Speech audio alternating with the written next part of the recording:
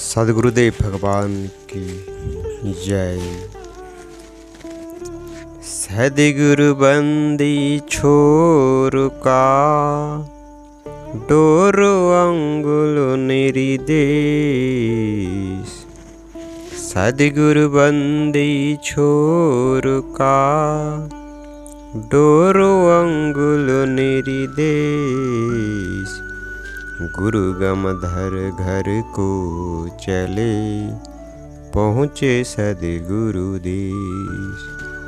गुरु गमधर घर को चले पहुँचे सद्गुरु देश। यह जीवात्मा सद्गुरु के विहंगम मार्ग के उपदेश साधन द्वारा चेतन डोरी को पकड़कर सद्गुरु के प्रदेश को प्राप्त करता है। अक्षर और निःशब्द के बीच में सद्गुरु का निवास है, जहाँ से चेतन आलोक का दर्शन और उसकी प्राप्ति होती है। तन का मन रोंदा सुरती अक्षर बानी लगा।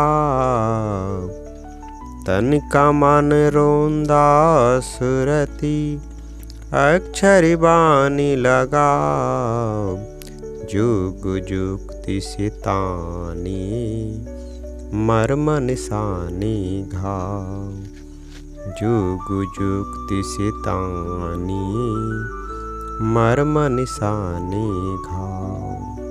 शरीर रूपी धनुष और स्रोत रूपी रोंदा से अक्षर रूपी बाण लगाकर साधन सहज युक्ति के भेदन से रहस्यमय स्थान पर चोट लगती है, अर्थात लक्ष्य भेदन के लिए सूर्य को स्थिर कर अक्षर प्रकाश में चेतन लक्ष्य को प्राप्त करना चाहिए।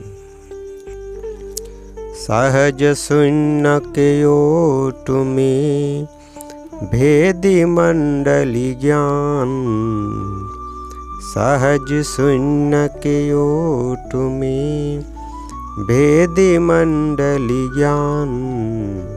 शब्द निशाना लाइए अंतर सुमिरन ध्यान।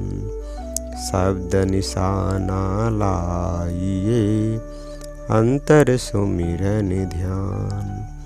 महाशून्य अर्थात मध्याकाश के पर्दे में रहस्य युक्त मंडल का ज्ञान करके शब्द का लक्ष्य भेद होने पर आत्मा द्वारा अंतर में सुमिरन और ध्यान होता है।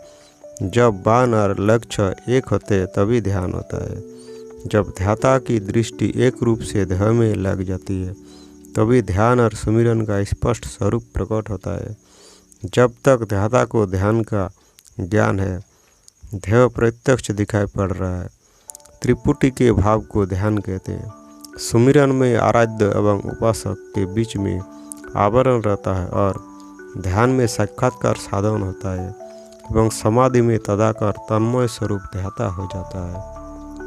ध्याता का ध्येय स्वरूप हो जाना समाधि है एवं ध्येय को देखने को ध्यान कहते हैं।